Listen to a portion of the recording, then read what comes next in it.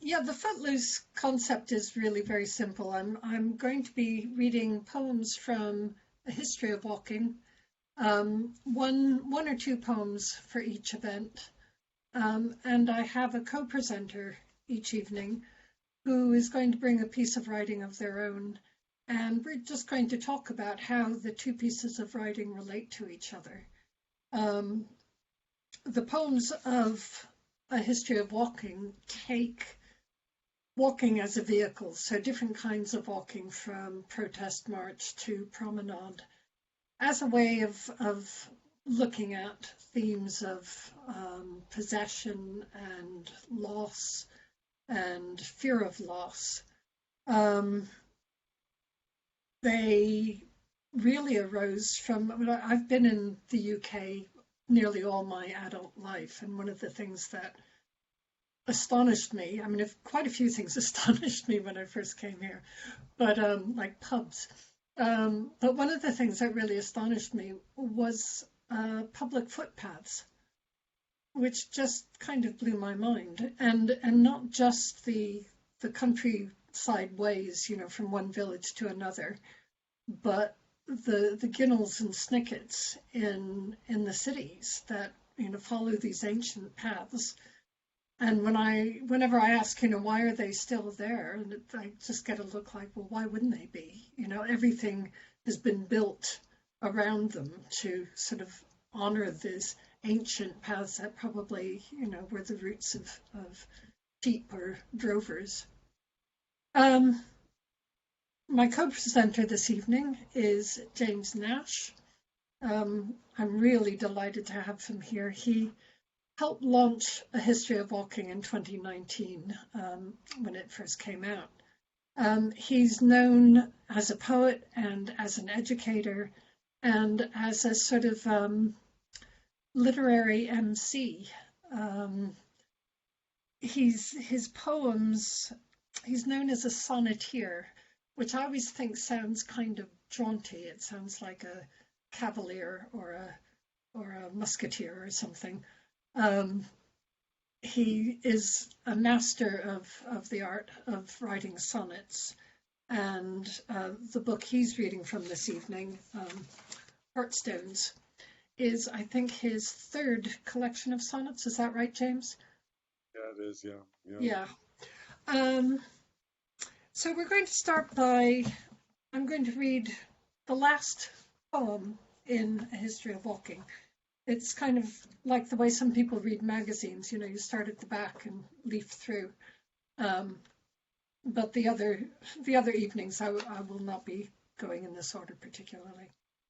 This is a poem called Walking Out Together. If you want to see the text, it's in the chat. There's a link to it in the chat.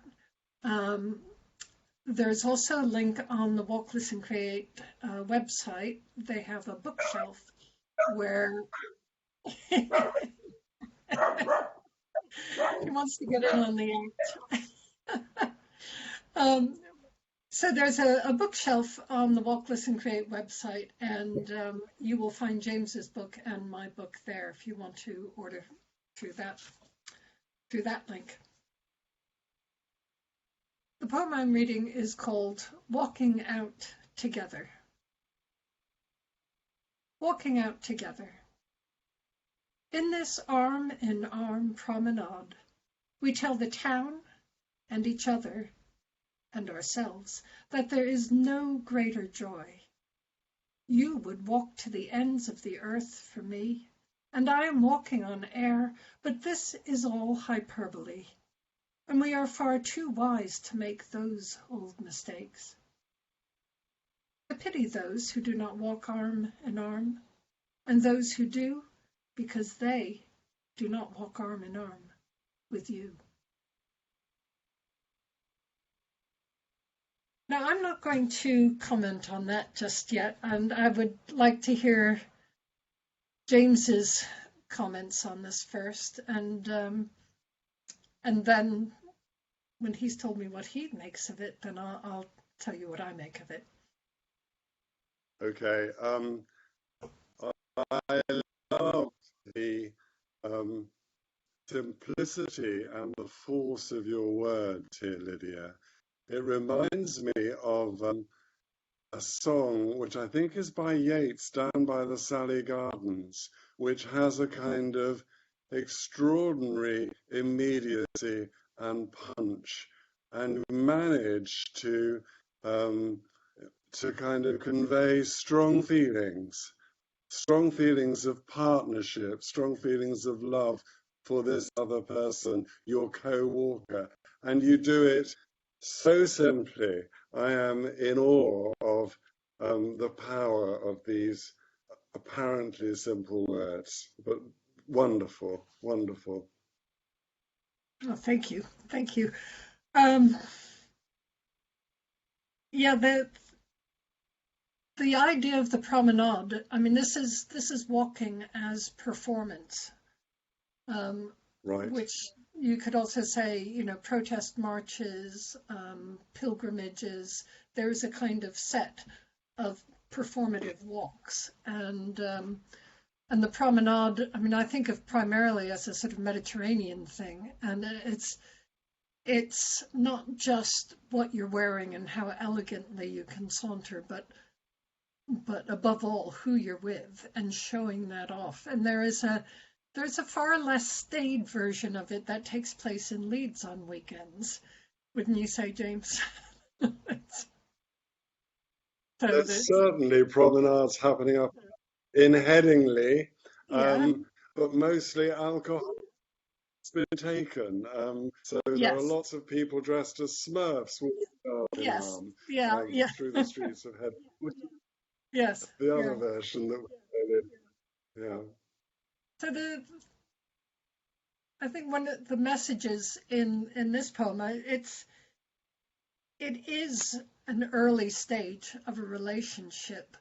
Um, when you think you're bulletproof, when you think, what can possibly go wrong, so the lines about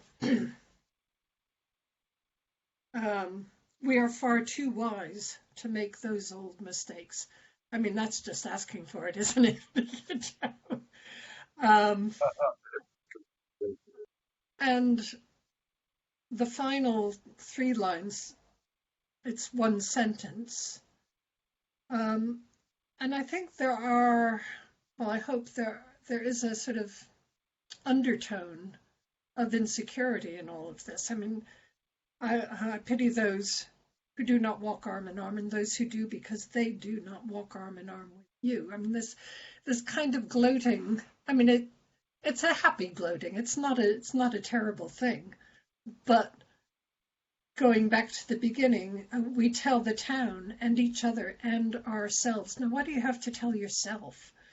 I think there is that excitement in the early stage of relationship, and also this, terrible fear that, is this real? Can this possibly go on? So I've hoped that in 10 lines, I've created a little drumalette that does encapsulate true love, and also these feelings of anxiety of what you can possibly lose. If it's this wonderful, then losing it is just going to be terrible. So that was my intention in a very short space of time. So, James, would you like to read your poem, and then we'll talk about how the two poems might relate to each other? Now this was a poem written at the beginning of lockdown in 2020, and we spent lockdown on the East Coast where we have a place, and if you have a dog, every day is a walking day, at least twice. And this was written at the beginning of end of March, beginning of April. It's called Empty. Walking on the empty beach in summertime, we lost an hour last night The world still snores, the sea beats against the wall in endless rhyme. We we track the wet sand while the dog ignores us in the canine preoccupation of smell. But we'd wade on, the two of us regardless, till he catches up as we know he will. Why the world is so still he cannot guess, and it is a new world, though perhaps not brave, we stride into. Unknown days and weeks ahead. We can only hope to know and to save what is most precious, what we need. The dog knows these things, but he cannot tell that love alone is what will serve us well. Well, I think that is. So, thanks, Lydia, sorry. I was just going to say that is a perfect contemporary sonnet. And I love the way that it's not slavishly adhering to iambic pentameter. It really plays with rhythms. And there's some, I made a note of there's some absolutely beautiful dactyls. We track the wet sand and we track the wet sand while the dog ignores us in the canine preoccupation of smell. There's just sort of lovely rolling rhythms that are very apt for walking. Yeah. This too feels it feels it has those depths of this. It is a new world, though perhaps not brave. Again, that feels like the turn of the sonnet at that line. You know, up until then, we have the setting of this empty beach and the dog who you just know is going to follow. But at that point, you know, something really happens. A new world, though perhaps not brave, we stride into unknown days and weeks ahead. And it plays out in this liminal stage, you know, a shoreline. You know, what could be more dare we, or shall we not? And the fact that you're not taking the plunge, you're not diving in, you're wading, speaks to me of life experience. You know, this is not someone who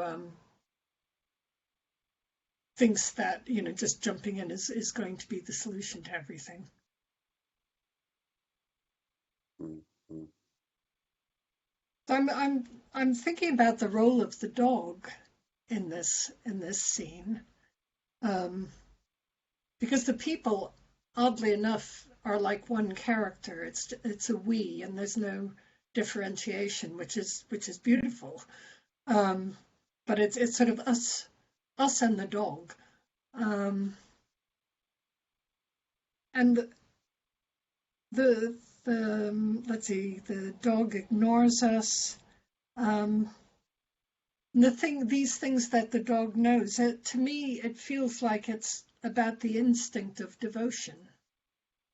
You know, that this is an instinct, something innate. And the dog understands this, although it can't know anything of you know, human life and the words that you use in this. Am I somewhere near? Yeah, no, thank you. So interesting to hear somebody else have a go or a take of the poem. I was thinking it's almost impossible to write a Shakespearean sonnet without ripping off a bit of Shakespeare. I use the word brave completely deliberately because of the Brave New World, Yes. Prospero, etc.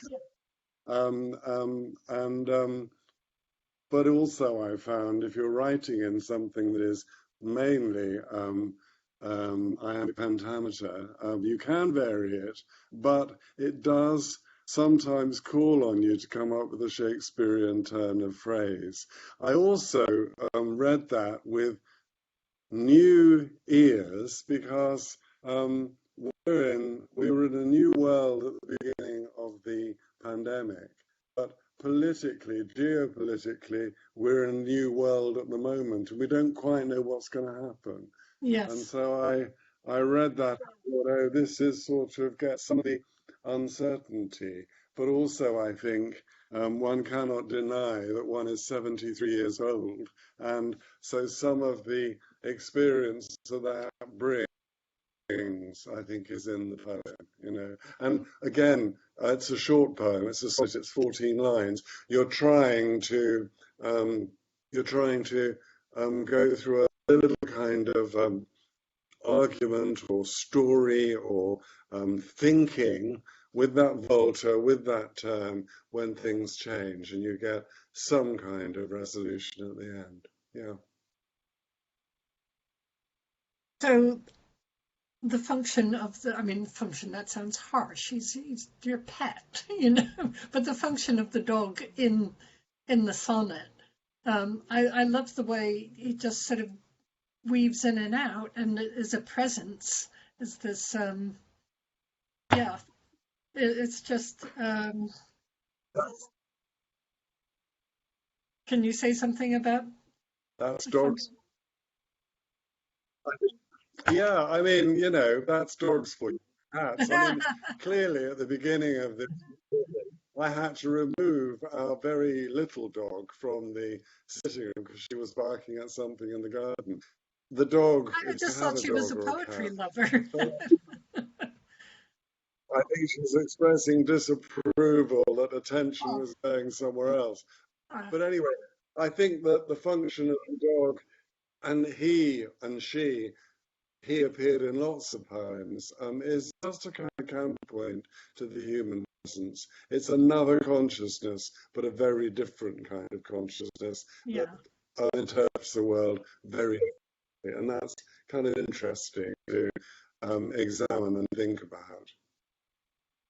I think that setting it in that strange trick of time when the clocks change also feels Mm. very,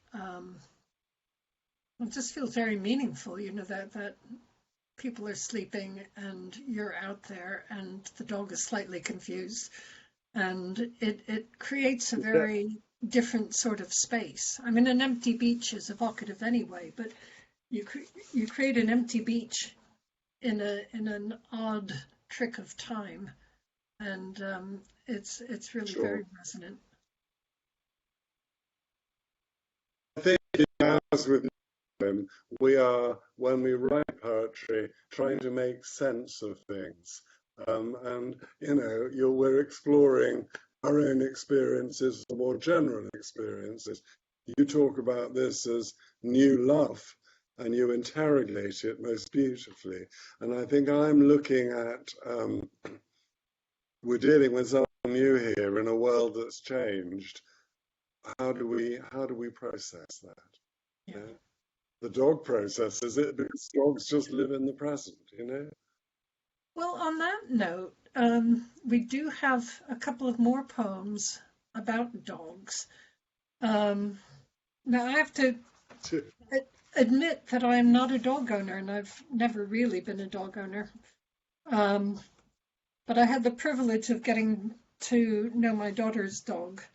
Um, and I have to say that the dog in this poem is perhaps a little too savvy, but I won't explain it before I read it. Walking the dog.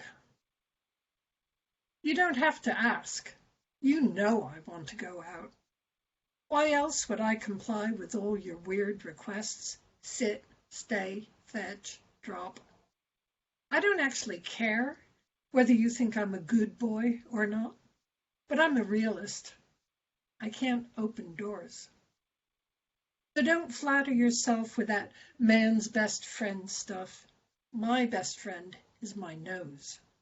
And your best friend is the woman, or now possibly the small, noisy one. Do I want to go out? Do I want to cock my leg where the cocker spaniel left his mark? Do I want to take a dump in the daisies? chomp on a chicken bone, sniff that beagle's butt. You're supposed to be the brainy one. What do you think?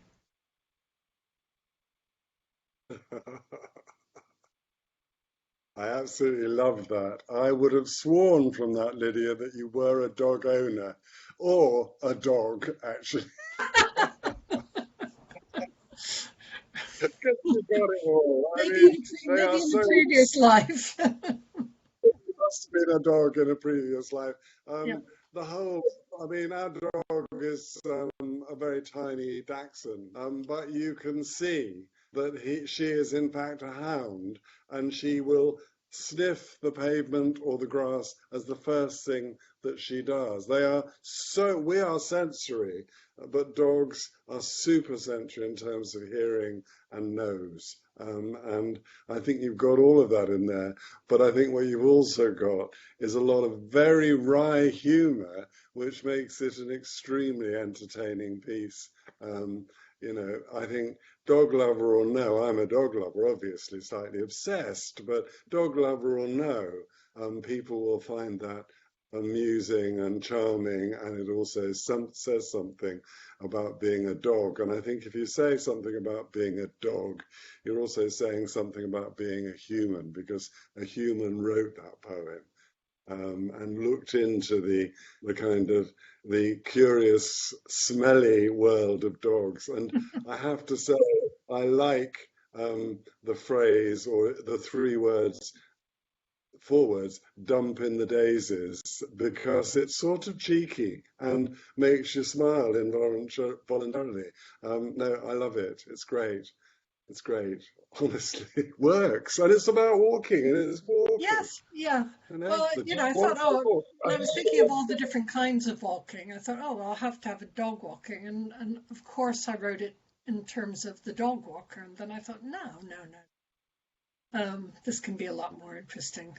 Um, and it's an example, you know, non-poets ask poets if all their poems that are in the first person are about them. You know, so this is Yeah, my response, you know. No, I'm not a dog. You know, we can, the great thing about, one of the great things about writing poetry is that it's like having a huge dressing up box. You can dress up in anything and you know, be someone else and speak, um, not laying claim. I mean, I'm not claiming that this is what all dogs think, you know. I'm just saying, for now, that's the dog who I am. yeah. I mean, I think the thing that as writers do is we interrogate things, situations, feelings, experiences, the experiences of other people. And you're right, if you write in the first person, people inevitably think it's about you, about one.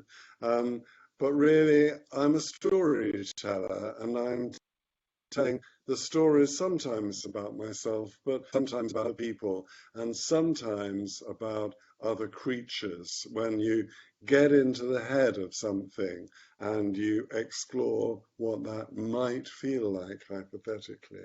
I also think you can experiment with situations. So my dog poem is interrogating the possibility of the dog no longer being there.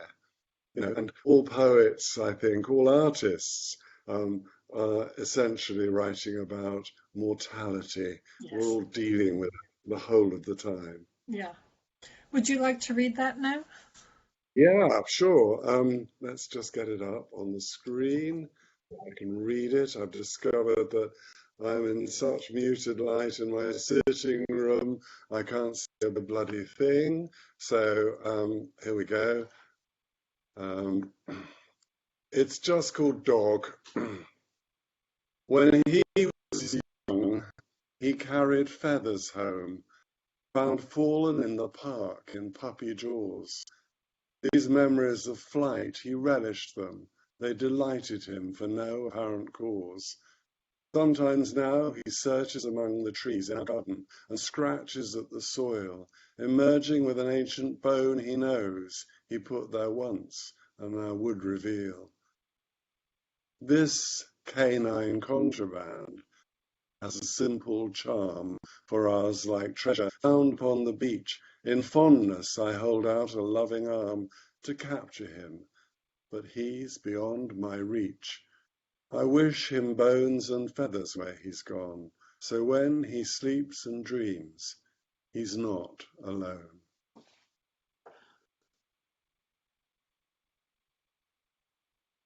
I just find that so moving. That final couplet is simply, it's just beautiful.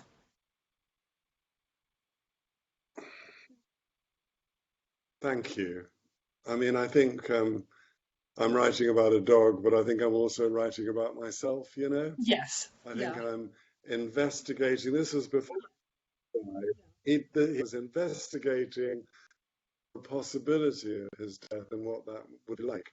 But equally, other creatures and other people's deaths throw one's own into it. And I don't sit morbidly thinking about, I'm going to die, I'm going to die. But one is conscious, you know? The yes, whole and natural year, yeah, the whole yes, natural year finds you from spring to winter of what is happening, you know?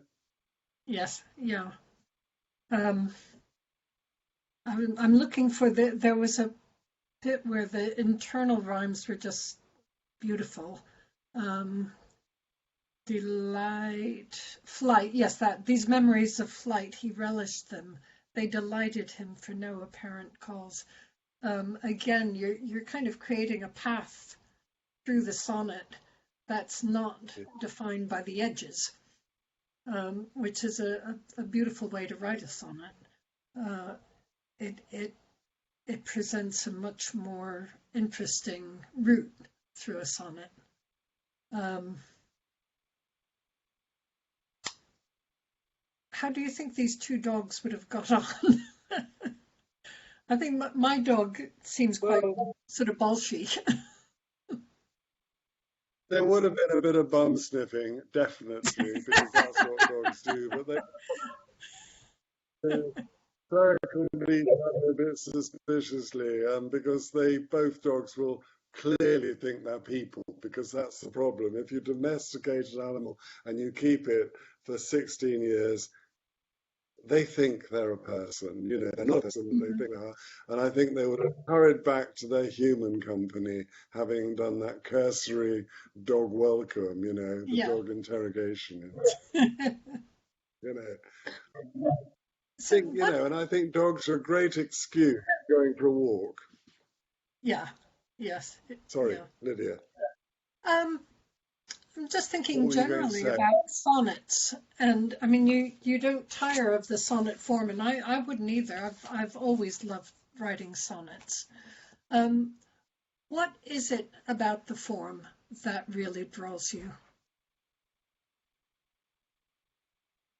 I think it's an addiction. That's one thing. I can't not write them now. I think the other thing is I've been writing them for 12 years now, is that they are a way of examining something. I've used that word before, interrogating something, coming up with a kind of proposition and looking at it more closely, and then coming to a conclusion in a rhyming couplet, which may not be a safe conclusion. Hmm.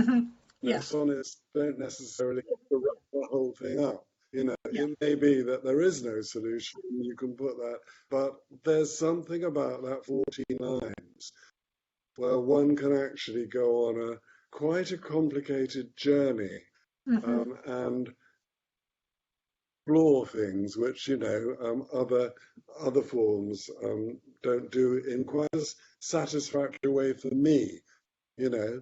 But I Hmm. think this is true of your poems, where you are apparently in quite a small scale examining quite complex feelings and experiences. Perhaps what I'm saying is this is what poetry does or can do at its best. Well, I think one reason You know? I'm drawn to form partly because of the musicality of form, but I love puzzles, and some of my brothers are here and they will be nodding. And the challenge of a puzzle, whether it's, a crossword or Yeah, some other word game, or the challenge of I think I'm stimulated by restrictions, that it's a, if you tell me you can't do it in this form, I will try to do it because I love the challenge. And in a way, there's nothing more terrifying than a blank piece of paper. It's just too big. So the more restrictions you give yourself, I mean, I have many poems that aren't in a strict form that started out in a strict form. Um, and yeah, I realized that I only needed that to write myself into it. And once the poem got going, sure. it sort of could get off on its own under its own steam, and I didn't need that structure. But other times, it's just the pure joy of doing something within very strict limitations. That it's just very Also, satisfying. it's a very lovely discipline, but there's also part of me which wants to work within those structures and discipline, but also slightly explode them a little bit. Yeah, So yes, to write a poem about something unexpected in a sonnet form is a pleasure. Making the lines go from one to another, doing internal rhymes, yes, playing yeah, with words, with yeah, this structure. And it's only what composers have been doing for centuries. yeah. They work within a strict musical form and then they make it Well, do something, it's funny you should mention that because Empty, the first poem you read, actually, when I talked about the dactyls in that, it reminded me of Dvorak. Um, he does really interesting rhythmic things, and I think you're doing the same thing in that sonnet. Unexpectedly, it's almost like an extended syncopation that all works out in the end, but it makes you sort of hold your breath while you're in the middle of it. absolutely. But I think it's also true of, that I always think that the best of poetry can be found when you read it aloud. Yes. Because when you read it aloud, you discover the hidden rhythms and the hidden half rhymes and the rhymes, Hmm. and you can hear what the poet is actually doing. And I I think I've not sometimes, had a book of sonnets out. Sorry, oh, I was off just you going go. to say, I sometimes surprise myself in reading a poem of my own that I haven't read for a while and reading it aloud and thinking, oh, yeah, that's what it does, because it's easy to get distracted by the shape on the page. And shape is important too, Yeah, yeah. the visual aspect, but in terms of music, you need it in your ear, which is what's great about doing events like these, that it's out there in the air. So are you, this is a question, a completely left field question, Lydia. When are you writing poems now for a new collection? Are you actually Yes, steaming yes, ahead with new poems? And yeah. does it feel like a different direction? I'm sorry, I didn't catch that. Does it feel like a different direction? Are you Um, taking a different direction? I mean, I take a different direction every week, This um, yes, yeah. I mean, these are now, the book came out in 2019, and I wrote them in the previous year and a half.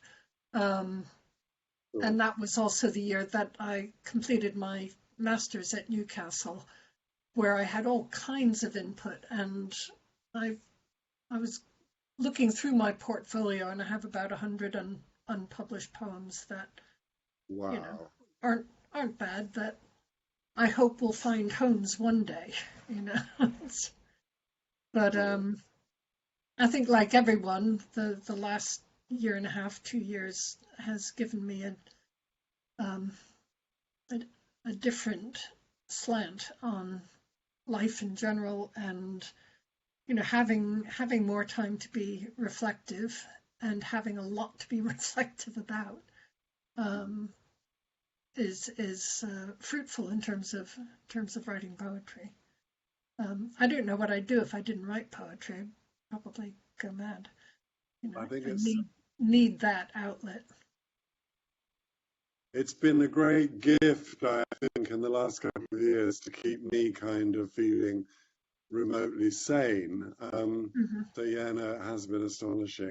Noticed Yeah, other people have been extraordinarily creative through this time, but it's also focused for me, and I think Heartstones has it in there. What's important? What yeah, is important for yeah, you? You know, yeah. so hand it down to that. Yeah, There's been a kind of distillation process for all of us, where you start off thinking, oh, I might not be able to get my favorite brand of pizza, if the deliveries stop, and then goes from that to I'm going to buy an oxygen finger meter thing to make sure that I'm breathing properly. It's been a wild journey yeah, for all of us, I think. absolutely, absolutely.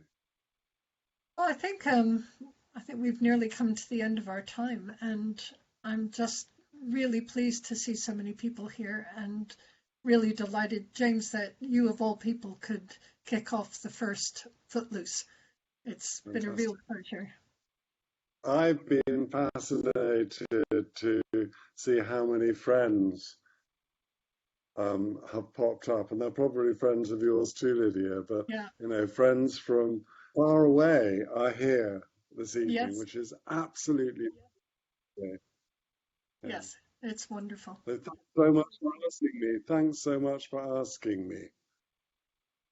And I want to thank Walk, Listen, Create. Thank you, Andrew, for Yeah, encouraging me thank in you. this.